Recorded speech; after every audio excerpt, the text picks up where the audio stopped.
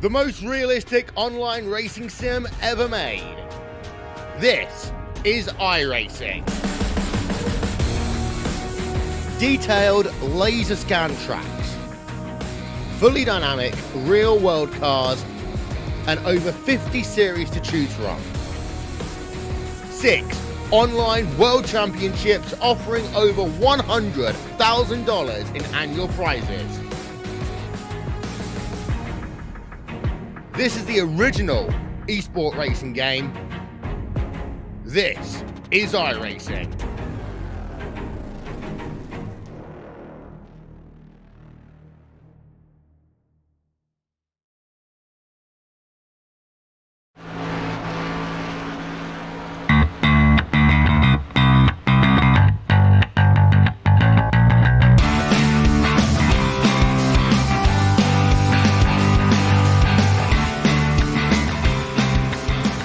Ladies and gentlemen, welcome to Kansas for tonight's running of the SimPossible Racing League Split Series. We got the trucks for you tonight at the aptly named Kansas Speedway. This progressively banked 1.5 mile oval that's sure to put on a pretty exciting race. And for Dorothy, we are indeed in Kansas now. But anyway, I'm Cameron Rich with Carlos Acosta in the booth and manning those cameras as always. And we, as always, are going to expect a very good race for these trucks tonight. And really, this track is a bit different than most other 1.5 mile tracks on the circuit. Of course, like we said, it is progressively banked, so you're going to see these trucks running up right against that wall. But you know, for the brave-hearted ones out there, we're going to probably see some drivers try to dive it down into the corner and make a pass. You know, kind of like a dirt race, slide jobs, as you like to call them. And you know, it'll be something to watch up for tonight. But we are in qualifying right now. There is Kevin Paskowicz on track right now in that number 7 machine. He was, I believe, 4th quickest, or 2nd quickest in practice, excuse me. See what kind of lap time he can put down here. But Carlos, I know you've raced here a bit. I actually did race a cup race in another league with you a few years back. So what are these drivers going to be looking for tonight to be successful at this racetrack? Well, one of the things that you're always going to be experiencing here with the trucks at a big track is momentum. You have to take care of the tires, and you have to make sure that you minimize their mistakes. These trucks pack a huge hole in the air, and that allows the other vehicles behind them to catch up very quickly. As you can see, the real-life cup race is now extremely exaggerated with those real-life cup cars. If you back off the throttle even just a little bit, you're going to lose positions. It's not the exact same thing here with the trucks, but it's almost the same. It's almost the same theory. Yeah, and one thing to kind of expand on what you were talking about, taking care of those tires. Of course, in stock car racing, that is a thing that you always have to make sure to kind of do. But the track temperature here tonight is only 73 degrees, ambient temperature 72, and of course with the nighttime, the tires really aren't going to be that much of an issue, relatively speaking, as opposed to a track like Atlanta or Texas or something like that. So, you know, I think really it's going to be more about, like you said, keeping that momentum up, not making mistakes, and definitely not hitting that wall, because that's where we're going to see most of these trucks running tonight. There's Johnny Berardi in that number 99 on track right now. See what kind of lap time he's able to run. He is currently, I believe, he's currently 5th quickest on the board right now. Only 5 trucks have taken time so far. And I want to kind of note what kind of lines these guys are running out here in qualifying, because like I said, this is a high line bias track, but I do expect that the pulse hitter probably will be around the middle groove, at least in qualifying, because that is the shorter way around. Obviously, there's Thomas Wise on the board right now, not able to put a lap time up. In fact, as I say that, he does. He goes 5th quickest out of 6 right now. Nice truck right there, that olive green kind of paint job, and you know, I'm a pretty big fan of that. But looks like we've only got 6 trucks right now taking time so far. Yeah, with as you were mentioning with the highlight, I'm actually a bit surprised. The last time I remember driving the trucks at this racetrack was a couple years ago, and to actually get a really fast lap time back then, you had to pretty much run all the way up nearly against the wall, and you were essentially off the throttle for like a split second. You were all the way up against the wall, and you could stay all the way up against the wall and power through. Of course, it seems like times have changed. I'm not quite sure if there was a new tire model in between the last time I drove here, but these truck drivers are not doing the same exact thing I had to do. to qualify near the front when I took this challenge. Absolutely, and it might be something to do with the grip on the track as well. Of course, 70-something track temperature is going to give you about the best grip you're going to get. So, that might be a part of it. There's Fernando Matos on track right now. See where he goes. 5th quickest at number 17 machine, the green and white truck right there. Of course, I am a little bit partial to that number for reasons that some people may or may not know, but that is my personal racing number as well. So, let's see that. But we have 9 trucks taking time right now. Your points leader Kyle Zimmer currently in the 2nd position. Everybody chasing that number 7 of Kevin Paskowicz, who I do believe was able to get the win last week at Michigan, or 2 weeks ago, last time we were in the trucks. So definitely coming out here and showing that he has the speed in these trucks, and definitely doing a good job so far pacing the field right now. So with about 30 seconds left to go, the only cars that are on track right now are essentially vehicles that have already completed a lap. I can see Christopher Birch and Fernando Matos both on track right now, but they've already posted their lap times. Yeah, and just probably getting a little bit of extra practice. I see the 17 of Matos doing a practice pit entry, so if we do get green flag pit stops tonight, and we do have 60% fuel in these trucks and the Can-Am cars as well. So if we do get a longer green flag run, definitely green flag pit stops will come into play with that limited fuel load. But either way, we have just concluded qualifying, and like we said, your pole sitter is going to be at number 7 of Kevin Paskowicz. We'll go ahead and get the grid rolling for you real quickly. Right there, you see number 7 of Kevin Paskowicz on the inside of the front row, and to his outside, we're going to have the points leader, Kyle Zimmer, in the 25 machine. Carlos. Christopher Birch will be starting off 3rd with Fernando Matos in 4th. A pair of Chevys for the row, Nate Tilla and Craig Covington, the new driver in the league, rounding out that row. Row number 4 has Billy Wise on the inside with Thomas Wise on the outside. And the final qualifier tonight, that number 99 of Johnny Berardi, will go ahead and just roll off the rest of the grid for you. Tom Johnson's going to be starting 10th. Alan Capers, the cone killer himself, in 11th. And Brian Lowhead, the perennial caboose for the start of the race, in 12th position. That rounds out your truck grid for tonight's running of this race. But that number 66, as well as everybody else who didn't qualify, definitely not going to stay there for very long. And not an easy track here to pass, but we will see some bravery tonight from these drivers trying to get those passes made, so it'll be something to watch, Carlos. Yes, of course, and it's a very, very small field. I believe about 12 drivers will be taking the grid here tonight. But this is the SimPossible Racing League. It's a league that's dedicated for disabled drivers. There's in iRacing, from what I can tell, there's a very small handful of leagues dedicated or that prioritize with disabled drivers, and as far as I can tell, this is the only league that only has disabled drivers participating in the league races. So this league is all about having fun first, and then worrying about points second. These drivers use this as a sort of therapy, and they enjoy just spending a couple hours with each other, both on Monday today and on Wednesday when we broadcast their B Series races. They just use this to have fun, forget about their problems, and race without anybody judging them. Absolutely, and it is a friendship first and a racing league second, but that doesn't really necessarily, that's not a bad thing by any stretch of the imagination. I'm not sure if you caught that, hold on, but we have a new cone killer, and his name is Christopher Birch. Yeah, saw that right there. He's taking out that blue cone, so definitely getting the night started off in a good way, but like we were saying, these drivers are all disabled, but they do put on one hell of a race each and every week, and it definitely is a really special league to be a part of. But either way, we're going through turns 3 and 4 right now. This pace car is getting ready to pull off here into the pit road so we can go green and get some racing for you guys. And indeed it does right there.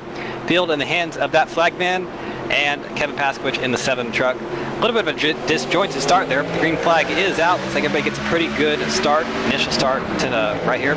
Nate Catilla almost thought about making it on the apron, had to check up and actually lost a lot of momentum there. He's going to lose 3, 4, 5 spots. Ooh, contact. Looks like the 99 in the wall. And we already have an accident in turn number 1, but no caution out just yet. Number 99 of Johnny Berardi has spun around in turn number 1, but it looks like he is able to get going again. We'll go back here to the front for you in just a moment. So we do have a side-by-side battle for the second position. There's Kyle Zimmer making a power move on the inside line. See if he can actually do something, go for the lead. Gonna ride that apron on the front stretch, see if he can take the lead, and indeed he does. We'll see what happens through 1 and 2 because he is on the slower line right now, but I believe he actually is going to be able to clear the 7 car, Carlos. Yeah, what a fantastic run by Kyle Zimmer. And Kyle Zimmer is also known for being a fantastic driver in the race. So he's won many, many races here tonight. Also, we got Kevin Paskowicz battling side by side for the lead. As I got the hiccup in front of me.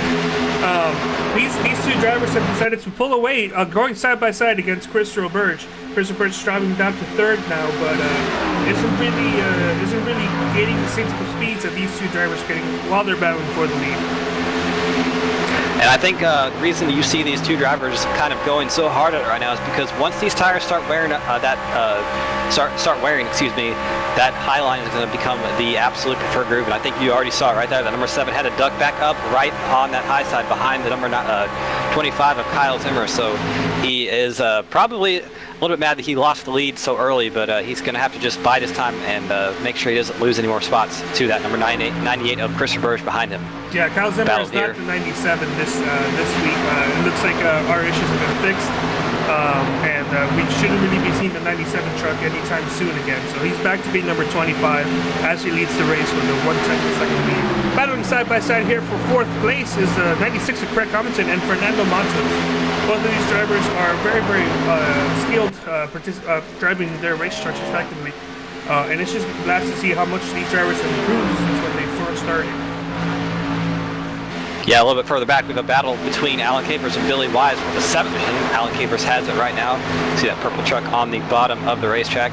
But here comes Billy Wise using the outside momentum, but I don't believe he's not going to have the run off of turn 2. We might see Alan Capers make a move right there. Yes, he does. A bit of a chop into turn number 3, but he completes the move and no issues there. So we have a truck slow on the bottom of the racetrack. That's the 99 of Johnny Berardi, who is damaged from that first accident. So he is going to lose 1 lap right now, and Tom Johnson also 1 lap down, also involved in the accident. So these drivers are going to be wishing for a caution so they can get their trucks fixed up and get that lucky dog get back on the lead lap. Right now, Tom Johnson is at the very tail end of the field, 1 lap down. However, he does appear to have a much faster and cleaner looking truck than Johnny Berardi, so it'll be a matter of time before he goes by him, considering he's about half a lap behind him. That being said, he may have to worry about fending himself off and not going 2 laps down, because even less of a distance is behind is Kyle Zimmer, and it seems everybody's starting to single file now. They're all spreading out now that the high line has become the dominant line. I'm not seeing anybody even attempt to pass anybody on the inside unless somebody really messes up their corners. And we're looking at the leader right now. These two leading trucks of Zimmer and Paskowicz. The battle here between Matos and Nate Cattilla. Matos using an outside middle groove and seeing if he can get some momentum off turn number 4 to get around that 4 truck. Nate Cattilla running exactly where he started in the 5th position, but Fernando Matos trying to make some ground up that he lost. He started in 4th, currently in 6th, so trying to get that move. I think he's going to get the momentum here off too, and indeed he is on the quarter panel of the 4 truck. And our camera cut away for a minute there, but you see on the backstretch, these two drivers going at it side by side. I think Matos will have the advantage off turn number 4. Ooh, very close there, but actually not able to make the move just yet. And Alan Capers actually decided he wants to come and play, so he's coming on the outside of Fernando Matos and make that a 3-truck battle for the 5th position. Matos had to check up there. It seems like maybe he got loose while being on the apron. We didn't get a clear shot of that. And we apologize as the 4 truck is up against the wall. And meanwhile, as this is going on, we have a battle for the lead that actually ended pretty quickly. The 7 of Kevin Paskowicz has driven around Kyle Zimmer. I believe Zimmer got a little bit tight and got up in the wall in turns number 3 and 4 the last lap, and believe that was why he was able to get the runoff, but either way, move him to the lead. You saw it on your replay right there, but actually I believe that was the turns 1 and 2 end of the speedway, but either way, the 7 of Paskowicz back up to the lead where he started, so see if he can... Yeah, But that is something we are going to have to look for tonight, just because of these drivers running so close to the wall. And here comes Kyle Zimmer deciding he wants to go back to where he was at just a few laps ago, and coming on the bottom side of the racetrack into turn number 1. See if he can make the move, maybe make a slide job up the racetrack. Yes, he does, but he might have gone too far. I think he's getting it in the wall. Yes, he does. So here comes Kevin Paskowicz back by him. Yeah, Paskowicz, the previous lap, tapped the wall in the middle of the backstretch. It really wasn't enough to let the 25 go by, but it was enough to check him up and allow the 25 to overtake him in the corner. But of course, the 25 going in, guns blazing, overdrove it just to tap in and hit the wall, possibly harder than Paskowicz did. This is allowing the 98 and the 96 to catch up slightly, but we'll have to see how bad the damage is, and if Kyle needs to come in and get the damage repairs. The 96 to Craig Covington pounds the outside wall. Yeah. Like I was saying just a moment ago, get used to that sight tonight, because that is something that happens at this racetrack a lot, just because of the line you have to run. And Alan Capers decided he's going to want to make the move on Craig Covington. Of course, Covington lost all this momentum after getting up in the wall, so Alan Capers going to make the move for the 4th position. Actually, he is by far your biggest mover of the field, or of the night so far. Started in 11th and up to 4th, so good run for Alan Capers, and making a good showing tonight in that number 13. Alan Capers is always somebody that's able to provide a consistent ride week in and week out.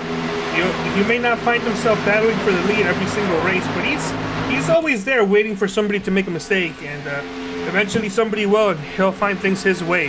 Going back to the front, Kevin Paskowicz is really starting to pull away from Kyle Zimmer. Not a lot, but just slowly enough. He has almost a 4/10 of a second lead, and then Kyle Zimmer has about a second and a half of being right ahead of Chris Roberge. As it seemed like something was up with Kyle Zimmer. I don't know if that was just my eyes failing me. No, I guess he's doing all right. I thought he was really checking up there.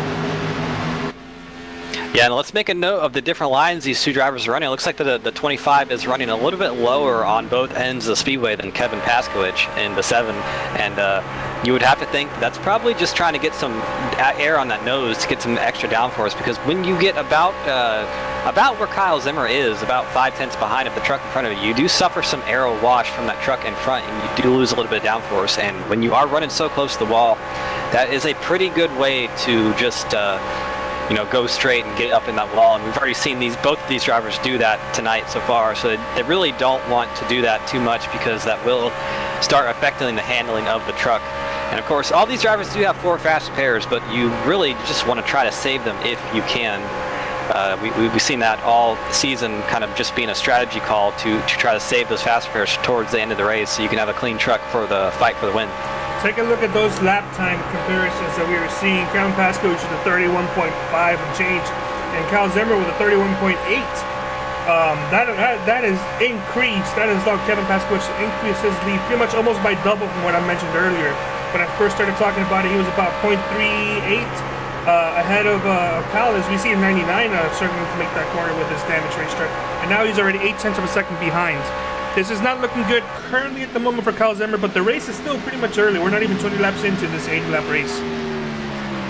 And we have a battle for the 3rd position with Alan Capers and Chris Roberge. Capers has ran down that number 98 truck. That number 13 is very fast at this stage in the race. I don't think he'll have to run off turn number 4. He is on that bottom side, where it is the shorter way around, but the slower way around, and he's actually going to run that apron. I think we're going to see that tonight a lot as well.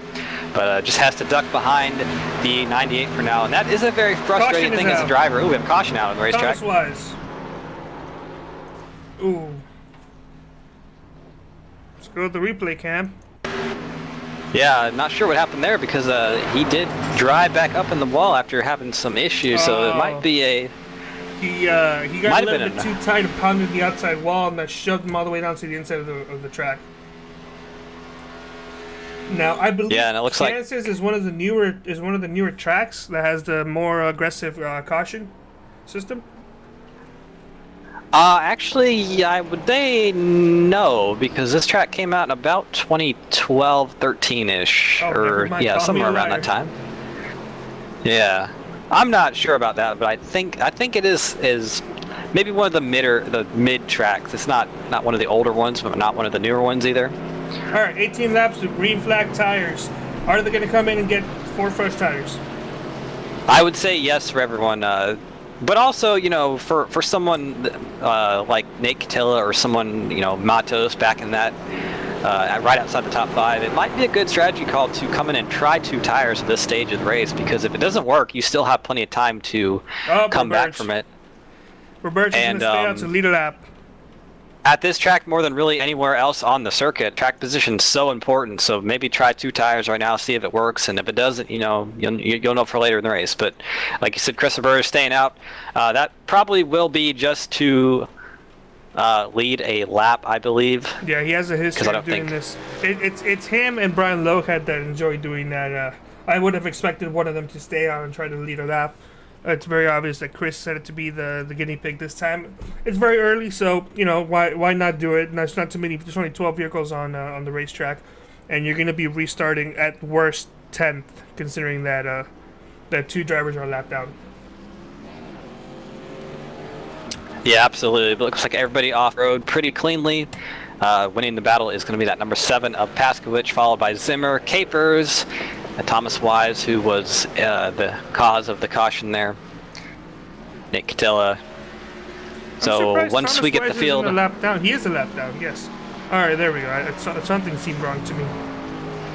yeah, once we get the field all cycled and everything, we'll go ahead and reset the field for you guys real quick and give you the running order. But I think we will see that 98 come down pit road this time. And indeed, he looks like he is. Yes, he will. So that's going to give the lead back to the 7 of Kevin Paskowicz, who I believe has led the most laps tonight, or at least right there with the number 25. Those 2 trucks have been the dominant trucks so far, 20 laps into this race. It may be a little bit too early, but who do you think has a legit chance to win?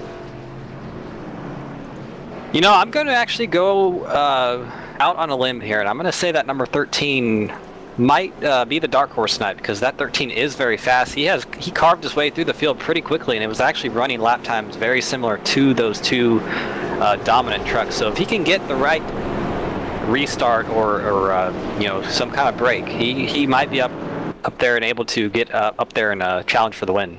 All right.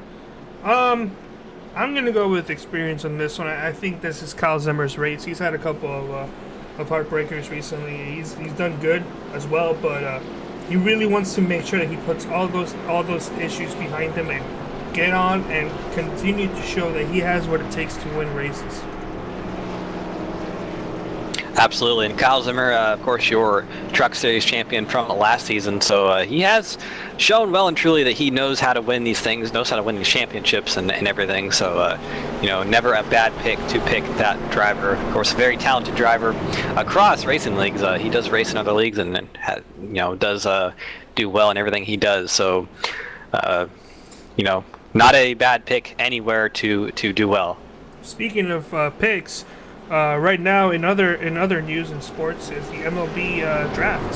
So the Orioles have just selected their first pick, and the Marlins get pick number 4. So I can't wait for us to ruin that. And I'm going to go ahead and go across the state just for a little bit, and I'm going to say go Blues tonight. So please beat Boston, please. Thank you very much. I am a big Blues fan. I'm a big St. Louis sports fan. So I know we're in Kansas City or across the state of Missouri, but either way, I'm gonna just gonna go ahead and say that. Please beat Boston. I didn't know they were playing them tonight. Yep, Stanley Cup Finals. It is 2-1 Boston, and I was just thinking of a different sport. All right, that makes more sense now. I'm like, what? Yes, right. Hockey. You know, the cold yes stick puck game. I'm okay with that choice. Quickly before we to green though, we got a couple commentators in the chat. We got GOM1600 saying go Zimmer, and then we got Charlie Oxford cheering on for Nate. We got Wesley Lee saying hi, how are you doing? And Cam, go ahead and take it away. Yeah, pace car pulling off right now. Field in the hands of number 7. And we'll see what kind of restart these drivers get. Ooh, Zimmer caught sleeping on the restart a little bit. Look at that gap that Kevin was able to pull, right? Oh, the Zimmer's four. actually going to be under fire from Capers and Nate Catilla. Ooh, bit of contact in turn number 1 with the 25 and 13, but Alan Capers, my dark horse pick right now, showing that he absolutely is on fire. Got the position in turn number 2 and is second right now. So Zimmer, it could have gone a lot worse for Zimmer. He only lost 1 spot, but definitely not a good restart for him. He's going to come back on the inside of turn number 3. See if, yeah, almost contact there with those 2 drivers, but either way, they both got away with it just fine. And Alan Caper is actually running down that number 7 just a little bit. So 2 purple trucks at the front right now. It's only lap 24, but Zimmer is giving it his all right now. Ooh, the 13 got tight in turn number 1. 3 wide down the backstretch. That's Nate Catilla, Zimmer, and Alan Capers. Catilla all the way down on the apron, as well as Craig Covington you saw in the background. But Catilla able to get the second position right now. 3 wide here and 3 wide TV. More 3 wide with Miss Roberge. I believe that was Covington and I believe Brian Lowhead, but they also made it work as well. So a lot of 3 wide racing here at this racetrack so far. Up here at the front a little bit, we have a battle for the second position. Or actually, we have battles all over the place. We have a battle of Billy Wise and Alan Capers. Alan Capers losing a lot of spots. He was all the way up to second, but now is back to, I believe, 6th or 7th position right now. So might have thrown the commentator's curse on him. But there's Billy Wise, of course. Billy Wise, always someone who kind of has, I would say, low-key races, but he doesn't come on till the very end of the race, but always seems to get those good finishes, so don't count him out just yet. He is battling for the 6th position right now with Alan Capers, and not able to get the move done just yet, but either way, it looks like we are fanning out single file just a little bit. Everybody calming down off after that restart. Here comes Chris Roberge under Craig Covington for that 7th position right behind him down the backstretch. I think he will have the momentum. They made contact. Yeah, it looks like the 96. Oh yeah, 96 definitely got shoved in the wall a little bit. He has lost all of his momentum. He's actually under fire from, I believe, some more trucks. So yeah, I want to say that these trucks have at best 3 or 4 laps on the restart to get any type of thing done on the bottom. After that, you're a sitting duck if you're not in the top side. Yeah, absolutely. I think that's a good estimate right there, because we do see that bottom work very well for about 2-3 laps, like you said, and really after that, not much you can do. So Kyle Zimmer right there, you saw him right behind Nate Catilla. He's going to have his work cut out to get around Catilla, but I think that 25 is a little bit faster on the long run than Nate Catilla, but Nate Catilla going to do all he can to keep that driver behind him, and they are going through turns 1 and 2 right now. But you see Zimmer running a little bit different line than Nate Catilla, just like we said earlier, trying to get some air on that nose, keep some downforce on so he doesn't shove himself up into the wall. Yeah, you can see the 25 is more of a running on towards the middle side compared to the 4. That being said, I don't know if the 4 got tighter or the 25 was just that much faster, because Kyle just shoved it in there and did not back off and was able to complete a pass on the inside to the 4, who is now doing a crossover move. Nate Catilla now finding himself on the inside, battling side by side with Kyle Zimmer. This is fantastic news for Kevin Paskowitz and Alan Capers. So Alan Capers actually doing a good job recovering. It seemed like he was dropping all the way down to 6th, 7th. Now he's finding himself in 4th. Kevin Paskowitz with a quarter of a second lead now, as these 2 drivers are still battling side by side. Maybe I was wrong with my estimate, or I don't know if maybe these drivers just make up their corners so much that it seems like they're able to run side by side without issue, as the 4 kind of moves it up and into the wall.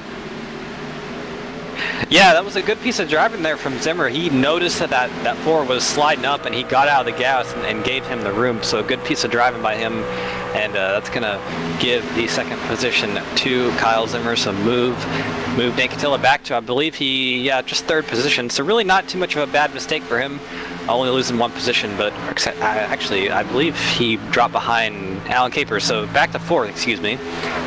So I think that 13 of Alan Capers is very good on the long run, but just not able to get the right restart or whatever, last restart. So, definitely look for him to be stronger as the laps go on. Yeah, 50 laps to go now. About 10 more laps will be halfway at this beautiful racetrack with these trucks. That being said, this is the final race with these Chevy Silverado trucks. Because as soon as tomorrow hits around, these trucks are going to be gone. You will never see these trucks ever again in iRacing. They are being completely replaced by the all-new 2019 Silverado, along with the black bow tie, that SS package, or no, the Redline package. I forgot what they call it now. And here I am just wondering when we'll get a Ford truck. Either way, that's probably never going to happen. I can. Well, Ford is now an actual, like, they're an actual manufacturer for the truck series. Yeah. But I think there's only really like one Ford team, I think, ThorSport, right? So it's kind of all dependent on whether they want to give the data to iRacing to scan. But as I was kind of saying, that 13 of Capers kind of popped the wall a little bit. No big deal, not too much damage for him. Able to get going again. Yeah, I remember that being always the, I don't want to say excuse, but the reasoning as to why we never saw the Ford truck in iRacing is that Ford was never actually, or at least at the time when they wanted to do it, Ford was not an actual supporter of the series. There wasn't any manufacturer teams. It was just teams using the Ford body. Of course, that changed, I believe, maybe 2 or something years ago. That Ford is now actually in the series as a manufacturer. But of course, I don't know if we're going to be getting that data anytime soon. As far as I can tell, also the Xfinity vehicles haven't been updated. They're all updated. Whether it's not much you can see, especially now with the Chevys that they also have black bow ties. But all of the Xfinity vehicles are updated. Yeah, I know with the Ford truck, after Brad Keselowski Racing went belly up, that was kind of like the de facto Ford team, and I think now ThorSport is. They're kind of a little bit more restrictive on their data than BKR would have been, but have a bit of a gaggle here in the back. That's 7th on back. Brian Lowhead, Chris Burge going out right now. Chris Burge looking on the outside of Lowhead through turns 3 and 4, I believe. He's got the run off turn number 4, a good run, and I think he will take a position pretty easily here into turn number 1. Has that outside line, but actually popped the wall a bit on the straightaway. I've done that so many times, more than I like to admit in my sim racing career. But either way, but my excuse is that I'm going blind. Yeah, I mean, I wear contacts, so I have no room to talk there. But either way, Chris Burge did take position from Brian Lowhead to move him up to 4th place. And that's Craig Covington and Thomas, or excuse me, that was in the back. But yeah, this battle for 4th place. I actually am, but either way, some close racing there between Matos and Catilla. Matos slid up from that inside line, so Catilla able to get back around Fernando Matos. Good racing here for these two drivers. That number 17 was very fast on the long run. He actually ran down the 4 from a couple tenths back. And here we see this gaggle of cars in behind 7th position once again.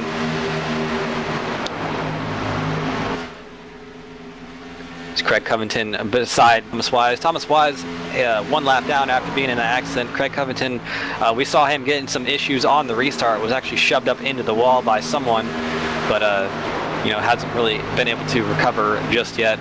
And all these drivers are about 10 seconds behind the leader right now, so quite a ways back. Yeah, Kevin Pasquich is really pulled away from everybody else here. This is looking a lot like he has the truck to win, and that there is. If he does lose this race, it'll probably be on him. Kevin Pasquich right now has almost a 2-second lead to serious veteran Kyle Zimmer. Did he hit the wall there? I wasn't quite sure. He got very close. He didn't. Yeah, he got in the wall pretty hard actually. So actually, here comes Alan Capers. He has a good run down the backstretch. Might be seeing a battle for 2nd here in just a moment. That number 13 is a little bit quicker than Kyle Zimmer. So I think Kyle might be trying a bit of new stuff here, trying to catch that number 7, but just maybe trying a little bit too hard there and got up in the wall. Oh, 13 hits the wall again. This time it's a bit of a harder. It's a bit more of a harder hit than the other ones that I've noticed.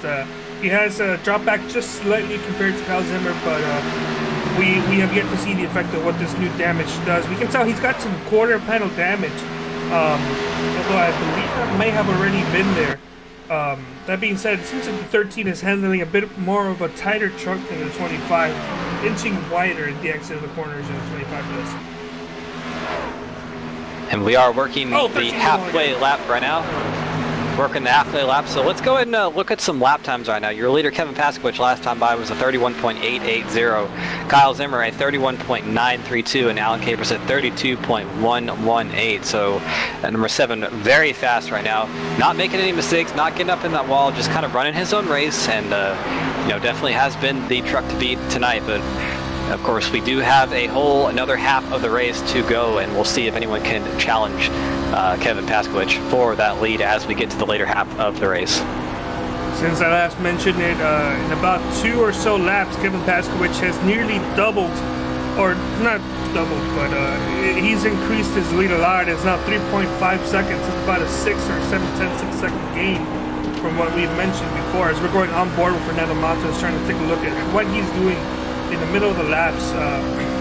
He seems to have also has a bit of a slightly tight truck as he runs the corner. He doesn't like to touch the apron. We notice some vehicles touching the apron and getting slightly loose as he pulls it up all the way near the wall. Not as close as we're seeing naked tail a gap, but that's one of the things about Fernando Matos. He's a very consistent driver, and he's doing his best to run consistently fast lap times. Not the fastest lap times, but consistently fast. And in order to run consistently fast lap times, you cannot affect your truck in any way. You cannot smack it up against the wall or smack it up against other people. Yeah, that is a good way to kind of save the truck, kind of make sure you don't, kind of damage it before you want to, is just to, run a little bit off that wall. Don't get up there right next to where you can jump that cushion of air and get yourself in the wall. So just run about a half a lane below that until the later half of this race, to where you can start pushing the issue a little bit more. But Fernando doing a good job running about where he started. Not really ran behind that position, but not really able to get up further than that as well. We did see him up and forth a little bit, but really just kind of being consistently right there in the top 5. Alright, so this could be a little bit too early. It's the 4 up. So 4 is up against the wall as they make contact with the 17. Caution is out, and that throws out what I was just about to say out the window, so forget what I was about to bring up. Yeah, that's it's pretty funny how we were just talking about not getting up in that wall, and then we saw that just happen right there off turn number 2. Yeah, just for Nick Tilla, just slid up a little bit, got up in the wall, and nowhere for Fernando Matos to go. Fortunately, he got involved in that, but either way, he was able to get back going again. No fast repairs, or no tow having to be taken or anything like that. So good to see everybody able to get going. The biggest loser of that was, of course, Fernando Matos. They could tell that didn't lose anything essentially. He hit the wall, he got a caution, and he's going to go pretty much scot-free because of the fast repairs, I guess. So 35. So we are 46 laps down in this race right now, and I think we've we've seen our pecking order. We'll see some green flag pit stops here. I believe everybody will come down and take 4 tires. 56 stayed out. But I think we're starting to get down to the point of the race where 2 tires might be a pretty viable option for someone wanting to try to throw the dice and maybe get in front of that 7 just for a little bit. I don't know about that one this time. It's being shown that this race is gonna go with a very few amount of cautions. That was one of our longest runs tonight, and if you don't get a good caution, you're gonna end up losing more positions than you want, and especially if you don't get any cautions, then you'll lose more than what you could have had if you just stayed where you were. So I think in this case, don't think about 2 tires, especially since you just did a 26 lap run. There's no point. Not after we're already halfway, and considering there's only 34 laps left. I really wouldn't advise for it. And I think everybody took your advice. It looks like everybody took 4 tires. Winning the battle off pit road was Kevin Paskowicz, of course, your dominant driver tonight, followed by Kyle Zimmer and Alan Capers, who have been right there with him, just not able to kind of usurp whatever that word is, his dominance of the race so far. But this has been a very wild race on these restarts. So as we're talking about how that number 7 has been quick all night, really anything can happen on these restarts. So it'll be something to see. Let's go ahead and see who we can find chatting up here on the YouTube. GOM 1600 is talking about how this track now has the Kansas stripe, which I think everybody has hit the wall, except for maybe a small amount of drivers who have it. As a 99 we can visually see getting a lap back thanks to the Lucky Dog Award. Let's see who else is going to do it. GOM 1600 thinks that Kyle and Kevin, once they fix all their damage, this is of course previous to the last restart, that they will be battling it out like they did those first 12 laps. We got Dragon Zero saying hi, and he wants us to show the burnout, which we will show the burnouts once the race is over. And AJ Digby, one of our friends, AJ Digby, saying he believes Matos is gonna dark horse it. Go ahead and take a look at some of the fastest laps here tonight. We got Kevin Paskowicz. This is in running order, by the way. Kevin Paskowicz currently with 30.786. Kyle Zimmer faster at 30.46. I'm not really seeing anybody that's run a faster lap time. Yeah, no, so far Kyle Zimmer has run the fastest lap time of the race at 30.746. We'll see if these two drivers can get back at it, battling side by side with these final 31 laps, I want to say. Yeah, 31 laps to go once we go back green. Cam, do you have any thoughts so far? Yeah, I do have a thought. Apparently, I had a bit of a connection issue there because all my cars were off the track and I couldn't hear anyone. But we're back, and I do see we are about to get going green once again. Those pace car lights are off. But I heard what you were saying. I do think that the battle for the win, if everything stays as is, should be between that 7 and 25 truck. But like I said, I think anything can happen with these restarts. These restarts have been extremely crazy tonight. We've seen 3 wide and seen a lot of action. So see another cone being murdered there from Alan Capers. So move his counter up 1 position. But you know, it'll be. This might be the final restart of the race. We'll see. I don't think it will. I think we will have at least 1 more caution.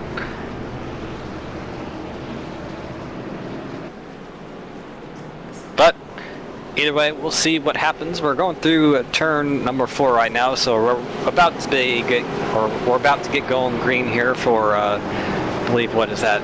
32. Third time. 22 laps to go. 32 laps to go. 32 laps ago, yeah. My eyes once again deceiving me, but look at that restart from the 7 of Kevin Paskowicz. He's been on it all night tonight. Kyle Zimmer caught sleeping once again. He's going to be under fire from Alan Capers. I think Alan Capers will have the advantage through turns 1 and 2. We've seen that bottom side very quick on the restarts through that corner, and indeed Alan Capers has moved his way up to 2nd position. So Kyle Zimmer not going in the right direction he needs to be going. He's actually under fire from Nate Catilla now as well. And Nick Till on that bottom side of turns 3 and 4. You see from the back of Alan Capers' truck, but we do have some battling behind them as well.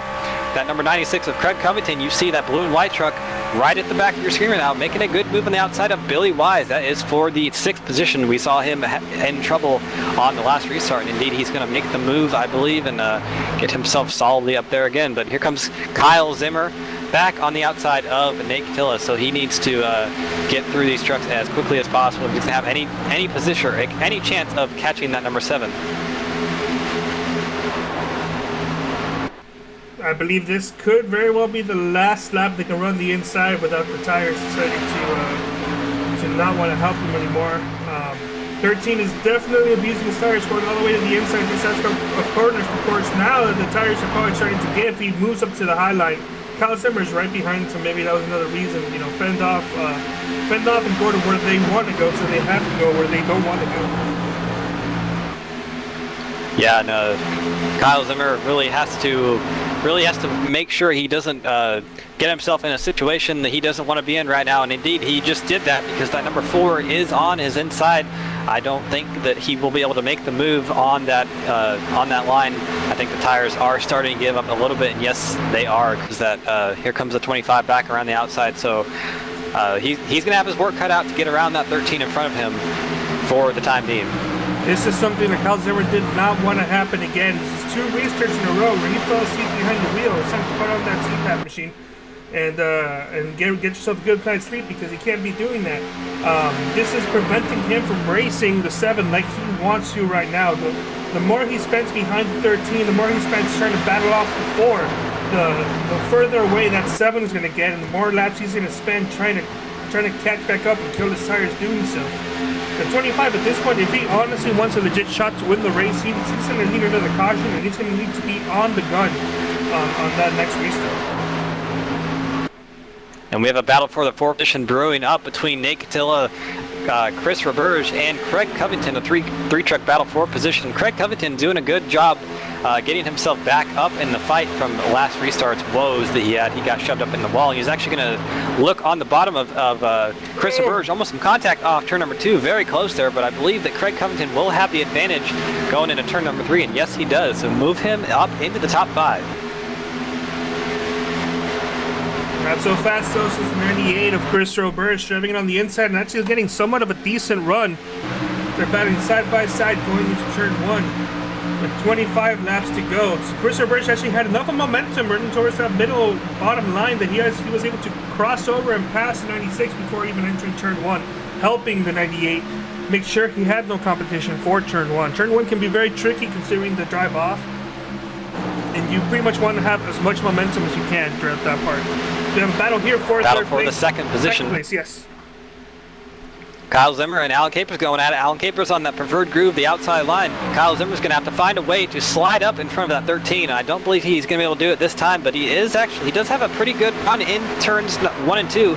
Is actually ahead right now. Whoa. And ooh, very close there. He did it. He slid up right in front of that 13, and really that was pretty close. But that is what he had to do to be able to catch that 7 in front of him. Kyle Zimmer was very happy, and he'll be even happier once he sees that we finally have his paint scheme showing with the Mortal Kombat GameStop Chevrolet. Because previously, before we were getting the 97 truck that he runs with Freeride Racing League on Sunday nights. So now that that issue has finally been sorted, he's got his paint scheme showing correctly, and the number also being shown correctly, so there's no inconsistencies on that. Kyle Zimmer now finds himself up to second, pulling away from Alan Capers. This is what he really wanted to do in that initial restart. He didn't need to take the lead, but he just didn't want to drop back and lose positions. Now he is right behind the 7 of Kevin Pascowicz. There is no vehicle in between, and there is no lap traffic being shown right in front of us. So for these next 23 laps, Kyle Zimmer needs to run perfect, beautiful lap times for him to be able to do anything, remotely even catching up to the 7 of Kevin Pascowicz. And we have 2 drivers going out for the 3rd position, Nate Catilla and Alan Capers. Nate Catilla actually able to get that position through turns 1 and 2 pretty easily, so move Alan Capers back to the 4th position for the time being. And Nate Catilla doing a pretty good job right now, up in that 3rd position, just kind of running his own race. We did see him get in the wall a few laps ago, caused the last caution, but he's really been pretty consistent all race, up there right at the midpoint of the top 5. Battling here for 7th place is the 32 of Billy Wise and the 17 of Fernando Matos. Fernando Matos, this seems to be recovering nearly as well as he would like, considering that he was involved in that last incident that brought the caution.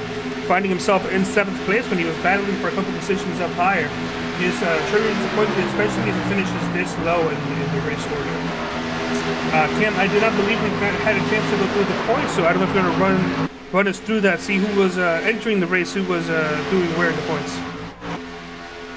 Absolutely, I actually have it's right here, so we'll just go ahead through them real quickly. Your points leader coming into tonight's event was Kyle Zimmer, of course, running in the 2nd position right now. AJ Digby not making tonight's event. He was in the 2nd position, so he's going to lose a few points tonight. He is watching. He is watching. So I hope to see you back next week, AJ. Does have 1 win on the season, so it should be good for that. Kevin Pascowicz, your current leader, is 3rd in points right now, and we'll have a pretty good points night if he's able to stay there. Billy Wise and Alan Capers rounding out your top 5 in the points. Nate Catilla in 6th, Brian Lowhead 7th, Fernando Matos 8th, Johnny Berardi 9th, and Chris Roberge in 10th.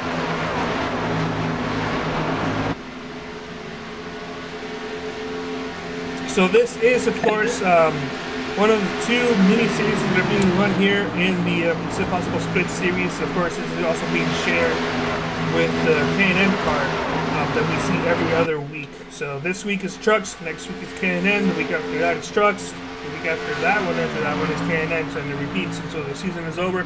This since it's mini seasons, they got 2 separate point standings, and because of the duration of the races, there will not be any chase system involved here. So whatever points finish you get at the end of the season, that's what it is.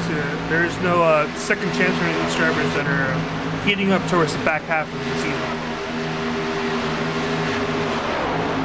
Absolutely, and the whole split series concept is cool, at least to me, because as we see a battle between Craig Covington and Billy Wise there for the 7th position. Billy Wise able to take it at the line, but he is on that less preferred groove on the inside line. We'll see if he can do something with Craig Covington. I believe Craig Covington will have the run through 1 and 2. Yes, he does. He's on that outside line, and there is Fernando Matos right there at the left side of your shot.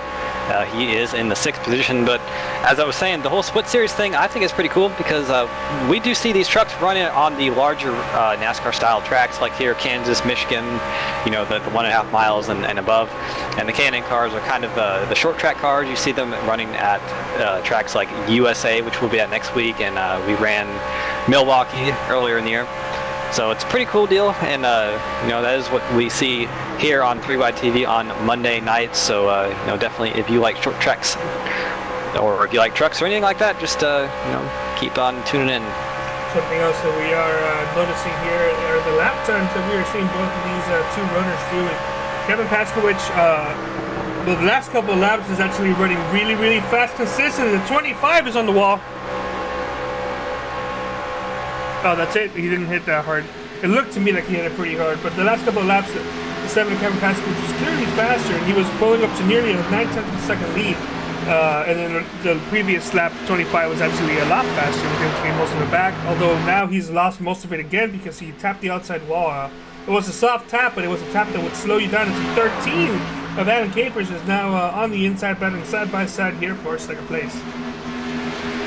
Yeah, and Alan Capers actually able to take it pretty easily into turn number 1. That is exactly everything that Kyle Zimmer did not need, because that's going to allow the 7 of Paskowicz to extend that lead out once again. Unless that number 13 can find a lot of speed and run that 7 down, which I think he is running lap times that are a bit comparable. So we'll see if he is the quickest truck on track last time by. So I think my dark horse candidate kind of showing that he does have what it takes tonight.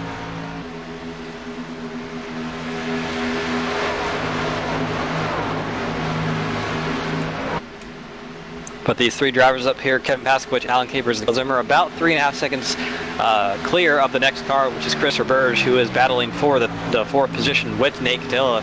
I think that is one of your closest battles on track right now, those 2 trucks going at it. And have been going at it for a few laps right there, but there is Kyle Zimmer, who has fallen back to 3rd, not going in the direction he wants to be going right now. Yeah, Kyle Zimmer is obviously not going to be very happy with himself after his performance. He definitely had a fast truck, and he's now finding himself losing more and more time to the leaders and not being able to catch up with about 12 laps to go now that they're in the backstretch. Big surprise though right now is Alan Capers. Well, maybe not a surprise for you because you decided to pick him to win the race. Yeah, he is the fastest truck on the track right now, and that lead is down to about 0.4 of a second, so definitely that number 13 is running the 7 down, actually about 0.5 of a second. Now Kyle Zimmer has fallen off by about 2.5 seconds, so I think those tires on that truck are well and truly past their use-by date, but I think we might see a battle for the lead here between these 2 purple trucks up front, Kevin Paskowicz and Alan Capers. So you may not have been able to see that. You definitely didn't hear that, Kyle, but Cam. But Alan Capers turned off his engine, or at least he clutched it entering that corner, which kind of makes me think. I didn't think it was a question to ask, but is there a chance it might run out of fuel? Because he is clutching it. You can see there in the gauges. He is clutching and entering the corners. I don't know if that's just maybe something that he just does every single lap just to be safe, or if maybe there are in danger of not making it. That definitely is a question we should be wondering, and that might be why the 7 has off a little bit too. So we'll see if we can get on board with him as well, see what he's doing, if he might be saving a little bit of gas as well. And here is his onboard. We'll see if we can find anything out from here. And you see that tack needle right there pegged about the 1 o'clock position, and no, he's not saving gas. So I don't know, Carlos. That is a question that. Maybe we're not going to be able to answer for the time being. At least he wasn't saving gas that corner. He's not doing it this corner either. Although, it does really look like he does have a very tight truck. At least he was very tight that last lap. I'm being told Jeff made it to the comment chat. Let's go ahead and take a look at what he wrote. He said, if this goes green, it will be a fuel mileage race, 60% fuel. It's about 30 laps a tank. 30 laps a tank. Uh-oh, we got 8 laps to go, and they've run 26 laps, at least on the tires. That being said, about 2 or 3 of those laps were under caution. So if the calculations are correct for Jeff, then they should be hitting pit road in the next 4 laps. I really don't know. That number... It seems like if that's a true number, they will not make it. Doesn't matter how much saving the 13 does, as they're batting side by side for the race lead. Easy pass with the 13, making it look easy, driving in there like a championship contender. Yeah, absolutely. So Alan Capers to the lead. We have 7 laps to go, I believe, here. So we're getting down to the later stages of this race. We don't know how it's going to go because we don't know the fuel situation for anyone on the track right now. I have to think that the number 25 of Kyle Zimmer is probably going to try to make it because he is falling back pretty quickly, back to the 6th position, about 6.5 seconds behind the leaders right now. But we are on board with Alan Capers right now. It could be maybe his truck is that damaged, but he's not clutching it. He may not be going full throttle, that's the thing though. It doesn't look like he's going full throttle at all unless he's got a damaged engine. I wouldn't think that. I mean, I tend not to trust iRacing's onboards with other people because they can be a little bit unreliable here. But either way, yeah, this is Kyle Zimmer's onboard, excuse me. Yes. So he is falling back pretty quickly, and if we are having a fuel mileage race, I would expect him to try to make it because that truck is extremely slow right now. But either way, this will be a very interesting end of this race. We got 5 laps to go. We got somebody in pit road to win a Thomas Wise. He wasn't really in a contention to win. He's finding himself 1 lap down, so maybe this may not be a trend right now. This could just be one driver going down pit road. We'll see if anybody else decides to join in on the fun. I'm not seeing any.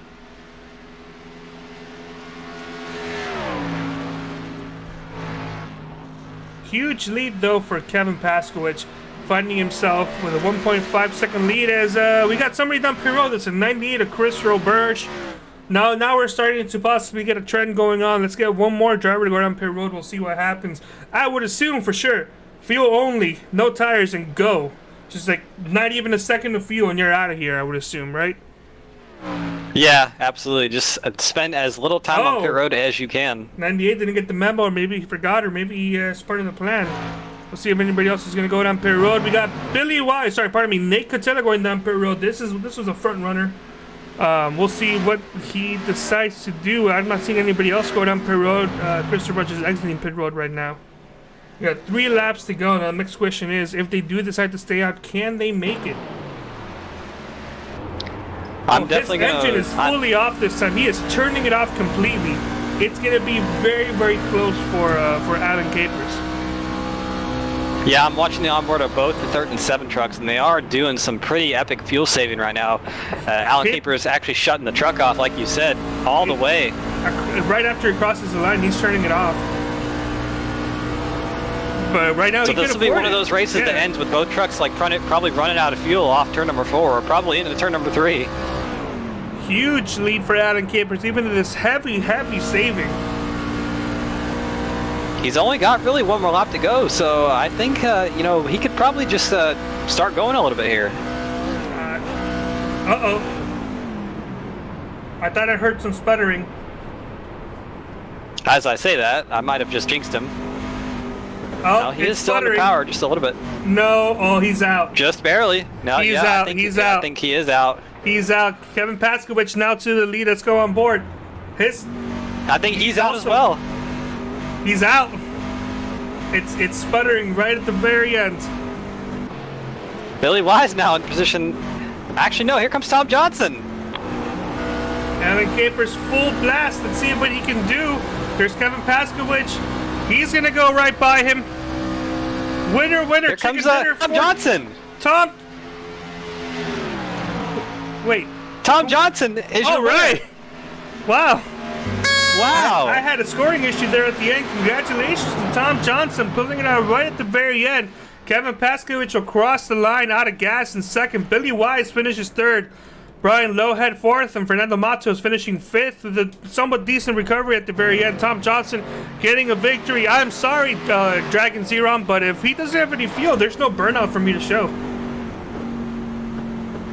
There was so much going on there in that last lap. We didn't really know where to look, but what a crazy finish here at Kansas, Carlos. I can't believe that. And Tom Johnson making sure that truck does not pass inspection. But I believe that's is that his first win in the SimPossible Racing League? I would have to check the record books. I think he might be out of gas. There may not be any burnouts tonight. Yeah, that ticker is off. Oh, what an absolutely wild end to this one. He's trying to turn it on, but that may be it for him. Kevin Paskevich still coasting it after he finished second. The driver of that number 56 has to be extremely happy though, because he didn't take the lead until about 100 feet before that start-finish line, and is going to come home from tonight's race with a win. And I do believe that does make it. Excuse me, let me go ahead and check the results real quick. That makes it different winners from 4 races in the truck series. Hold on, he's got some really. help.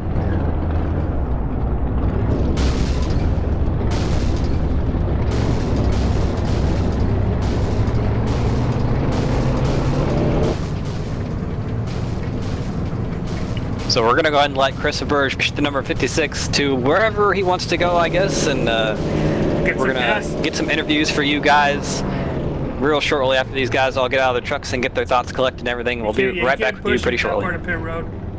Oh, I think he's going to be ghosted out. All right.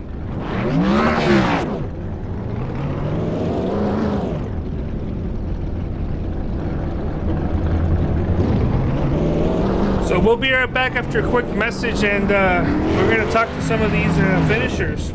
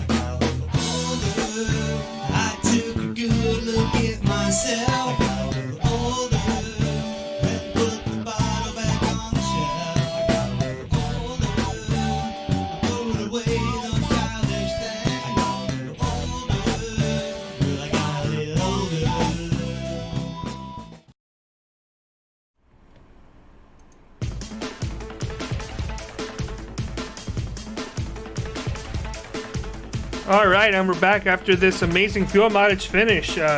We got third place finisher Billy Wise here with Cam going to be taking over the interview. Cam, go ahead. All right, Billy, you got a copy? Yeah, I got you. All right, man. Well, where to start with this one? You're kind of running right at the tail end of the top 5 all night, just right outside there, and having a typical Billy Wise race, a very quiet but very consistent one. But through some fuel mileage goodness, you ended up in the 3rd position. Take us through your race, bud. Man, I thought I was a little bit slow. We were just off pace a little bit. Like you said, we were just there outside of the top 5 a little bit. But yeah, at one point my leg spazzed out really bad and it hit my keyboard tray, and my screens went to one screen. And if you know what that looks like, it's like driving in a tunnel. So that was real hard to do for about 10, 15 laps. And then that last caution came out, and we were able to fix that and able to see again. And yeah, about halfway toward that last run, I started saving a little bit of fuel. And we were spitting and sputtering coming out of 3, and we were out of fuel, coasting to the checkers. So it was all luck pretty much today.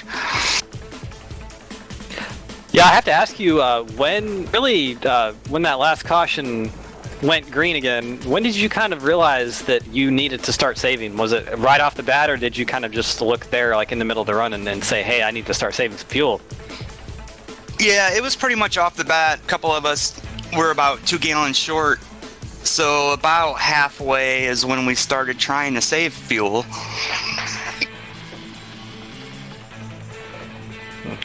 All right, well, definitely a good result for you tonight. But, in the truck series, we go to, I believe it is Talladega next week. Excuse me, that might be 2 weeks away. So how are you looking forward to that event, Billy? Oh, I love me some Talladega. We got us a win there in the truck, so we're going to go for another one. That's the spirit. Well, either way, Billy, congrats on finishing 3rd tonight. As always, thank you for talking with us. But before we let you go, we're going to give you a chance to give some shout-outs because we know you got a lot of people you want to thank. Yeah, thanks. Tonight, we just want to give a huge shout-out to magicalbutter.com. We've always got them on the car somewhere. A really cool company, really cool machine, the MB machine for all your herbal infusions and extractions.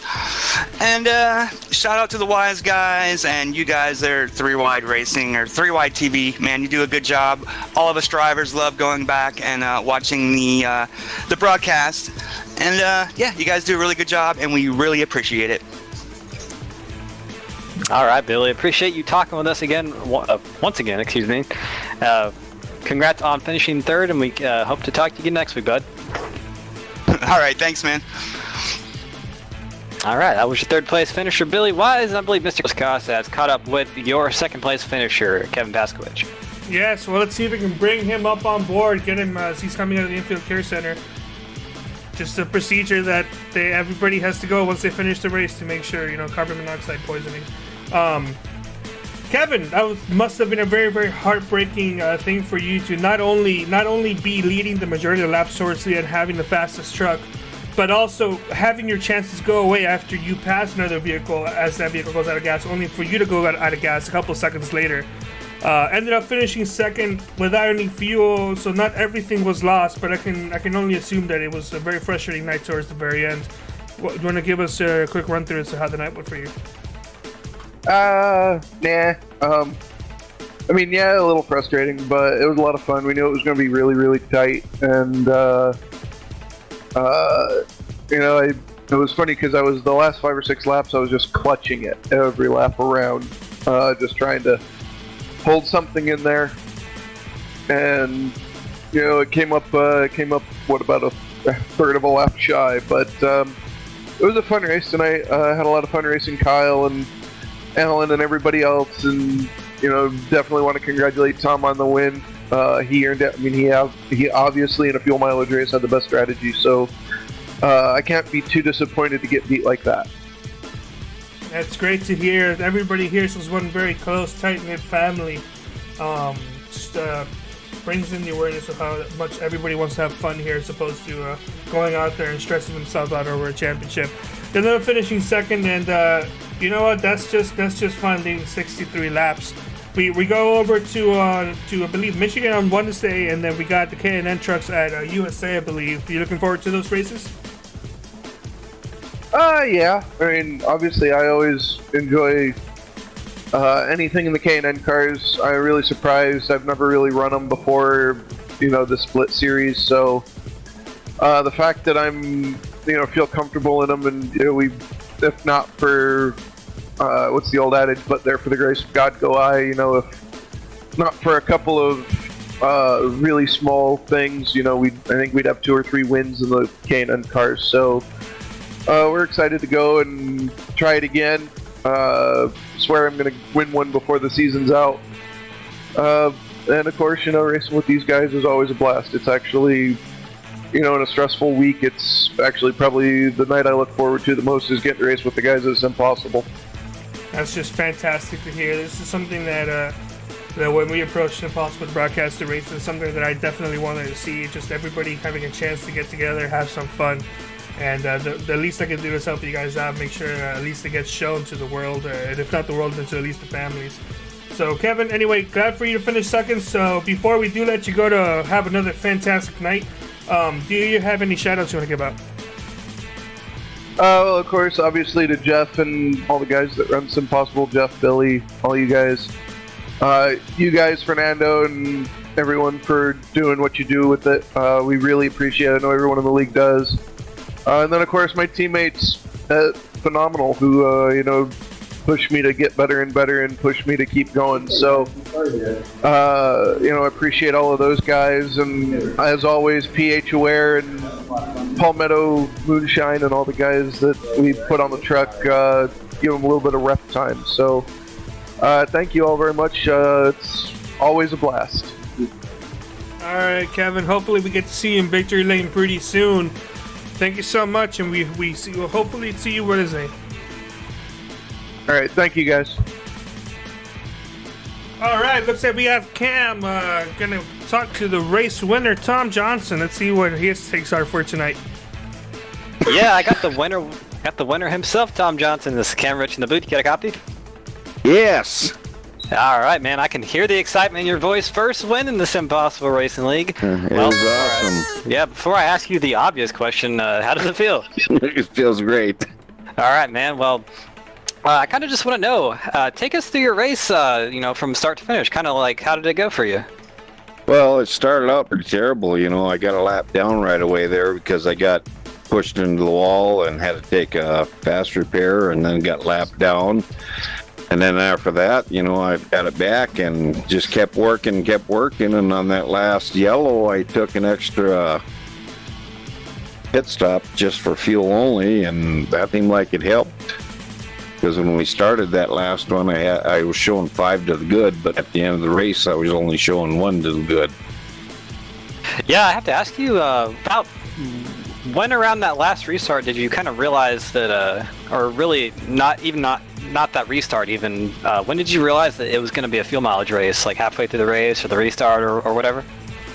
Well, yeah, about that last restart where we had, 30 left or something like that. I think that's about when I noticed it, and then I noticed everybody else was slowing down too, so I figured maybe I better save it a little too, and I would say the last 10 laps I never went full throttle at all.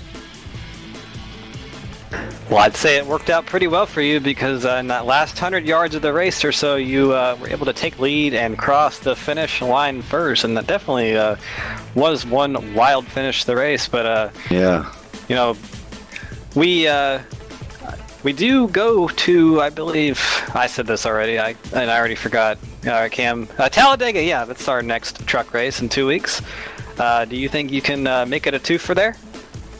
It'd be nice. It'd be sweet. I mean, I've had a couple podiums now, and this is my second interview, and so it helped. It helps to do better. So I can tell you from so once you get the first one out of the way, the rest are bound to come a little bit easier, and it'll be something you probably don't forget. But either way, Tom, thank you so much for talking with us. As always. But before we let you go, we're gonna give you a nice long chance to get out your shout-outs, and I know you probably have some people you want to thank and all that stuff. I'd like to thank Jeff for doing all this impossible, but it's a big plus for everybody that's in here, and great bunch of guys to race with. And I guess that's all I gotta say. It's been a fun ride so far. All right, Tom. Well, thank you so much for talking with us, and we hope to talk to you again next week. Many more wins for you to come on the horizon. Sounds good. Thanks a lot, guys. Thank you guys for broadcasting. All right, that was your winner, Tom Johnson. First win in the SimPossible Racing League, and definitely going to be remembering that one. But I believe that Carlos has caught up with the league man himself, Jeff Schmidt. No, I haven't. Good night, everybody. It was a pleasure. I'm kidding. Jeff, welcome to the broadcast booth. Oh my goodness, this was a fantastic race to watch.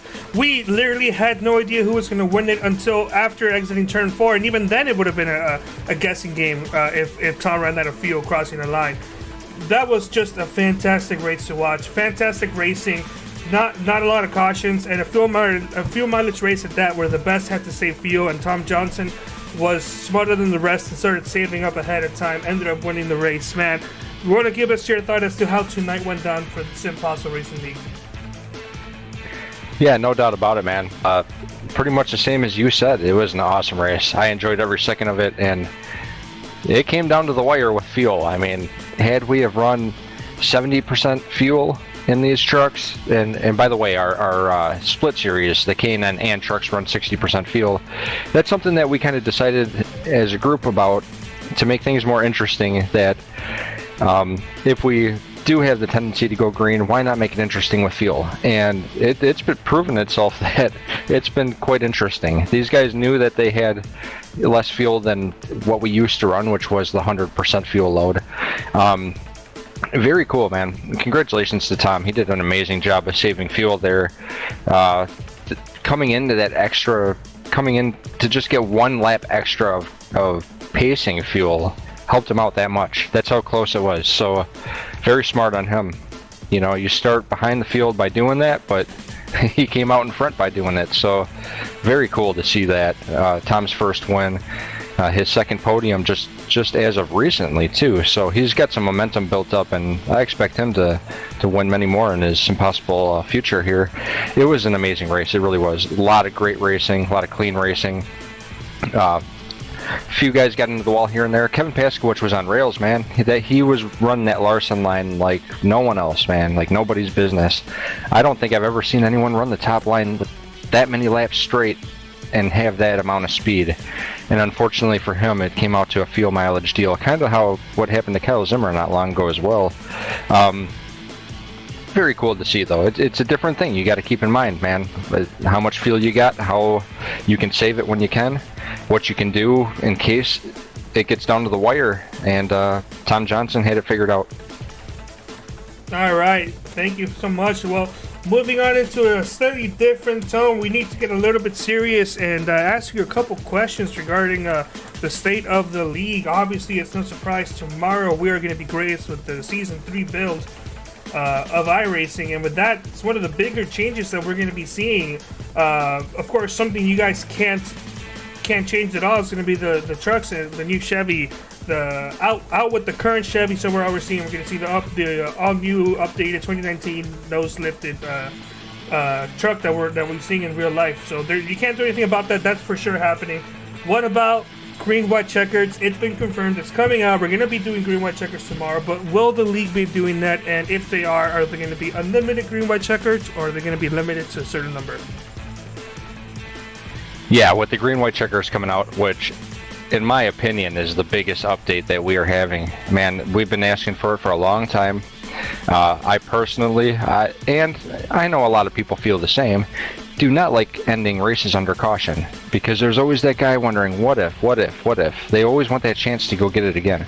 And we are absolutely going to be running green white checker in every race that we do, but it's going to be limited to 3.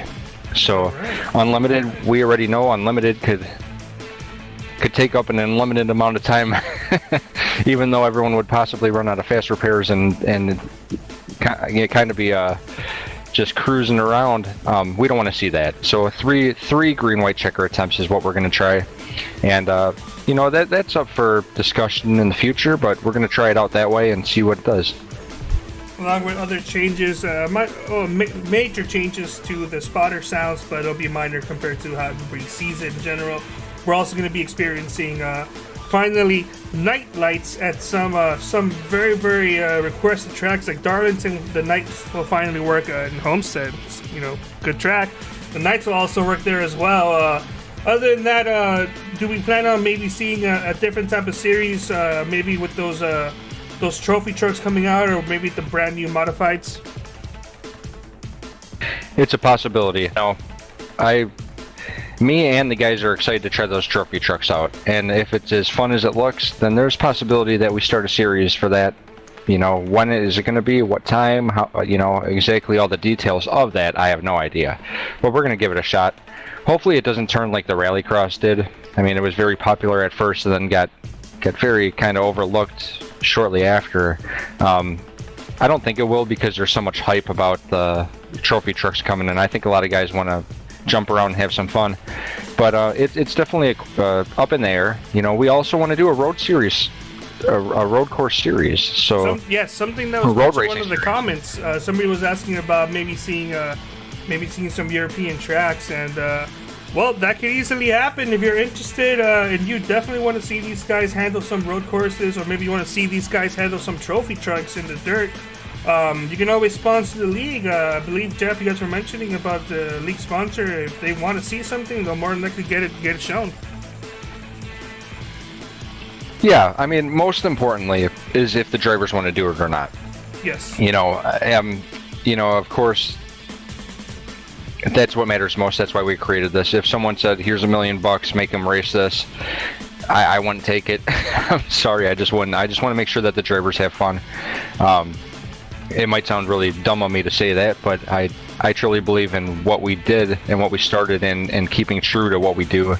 So if someone is interested in sponsoring what we choose to do, then they're more than welcome to send me a message at SimPossibleRacing@gmail.com. But as far as someone sponsoring just to see a series that they want to have run, I would say that'd be a bit sellout, and we're not too interested in that, unless it was something that helped the drivers out and they could get used to. And you know, we're talking things that possibly won't happen anyway. But anyhow, it's all about what the drivers want to do and that they feel comfortable, that they have fun. That's the most important thing to me, and that's my main job here, man, is to make sure that everyone has a good time. And if they didn't, then something's wrong. So we've done a good job of doing that. Very thankful and blessed to be able to do this for the drivers, and it's been nothing but a success so far, and very much thanks to you and Peter and Cameron and everyone else at 3Wide TV. Thanks to everyone that watches the YouTube videos. I seen we had a decent number watching us today. Thank you very much for tuning in. Just watching this and commenting and us seeing that there's people watching live, I mean, that amps us up, man. That's some cool stuff that we really appreciate. It pumps us up, and it makes it knowing that what we're doing is awesome and correct. And you know, not necessarily that we need to see that to know that we're doing right, but it's awesome to see anyhow, and to feel that amount of support, always appreciated. Thank you to all the drivers' families, to help them to be where they're at, to where they can participate. And yeah, that's pretty much it. If anyone is interested in becoming a driver of the league and has a disability, or knows of a driver that has a disability that runs iRacing service, please send them our way, man. Send them to SimPossibleRacing.com. Have them fill out a driver sign-up form. We'll get them on track. As long as everything's legitimate and we can confirm, then we'll have them out racing with us, man. It's an awesome time. If you do want to send me a message as the league owner, you can send it straight to SimPossibleRacing@gmail.com. I also want to give a shout out to Billy Wise, for adminning and helping me out with many different things. And yeah, it's been a blast. Very thankful for everyone and everything that we were able to do every night. And congrats to Tom Johnson again on his first win in SimPossible Series. All right, well, that pretty much got the shout outs out the way. Jeff, thank you so much for hosting another fantastic race at the SimPossible Racing League. So, Cam, now we're going to move on to the race results. Why don't you go ahead and bring us the quick rundown of who finished where and how did they do? Absolutely, I will go ahead and do that right now. And you see right at the top of your board, Tom Johnson, your winner. And only led about the last 100 yards of the race, but that is the most important part of the race. Kevin Baskovich, your heartbreak story of the night, led the most laps, was the fastest car tonight, finishing second place. Billy Wise coming home with a solid third place. Brian Lowhead started in last, as he always does, finishing a solid fourth place. Fernando Matos coming home with a good fifth place. Kyle Zimmer had some trouble there at the end, not able to rebound, coming home in sixth. Alan Capers, of course, ran out of fuel a little bit earlier than most people, coming home in seventh place, last car in the lead lap. Chris Burge, we saw him pit, coming home in eighth. Craig Covington had some issues there as well, coming home in ninth. Nate Catilla coming home in 10th. And your last two drivers, Thomas Wise and Johnny Berardi on the night. But that's all we got for you tonight here from 3Wide TV. We hope you guys enjoyed the race as much as we did up here in the booth. And you know, as Jeff said himself, excuse me, I was going to say his last name, but as Jeff said himself, we here from 3Wide TV appreciate everyone who comes out to watch as well, whether you watch live or the replays, and everybody who comes and chats with us. Of course, we do read all your comments, might not respond to all of them, but we watching the race as obviously. But we do appreciate it very much. Want to give a shout out to SimTV for these cameras, who we allow you guys to see the angles and everything, watch the race from these awesome angles and everything. So that is pretty cool. But I think we're gonna go ahead and wrap this up, so we can get our butts over to another league and go drive some race cars ourselves. So from myself, Carlos Costa at 3Rod TV. Whoa, hold Stay on awesome, a second everyone. right there. We're not in such a rush that we can't thank some of our supporters out there. For example, let's go ahead and thank Thomas Morris from OCR TV for helping us make these beautiful graphics that you see race in and race out. We also want to thank the guys at SimTV for giving us their fantastic cameras that we were able to see. And quick little shout out, if you check out their YouTube channel and take a look at the race they ran on Saturday last week, about 2 days ago, I want to say that was June 1st. You're going to be seeing some of the work from 3White TV there, because we covered them over the weekend while they were doing Grid Live. They were actually commentating a real life race in a real life location. Something that I'm totally not jealous they got to do. But congratulations to them. Thank you so much, Cam. You do a fantastic job. Peter, who wasn't able to be here, but he's going to be great help.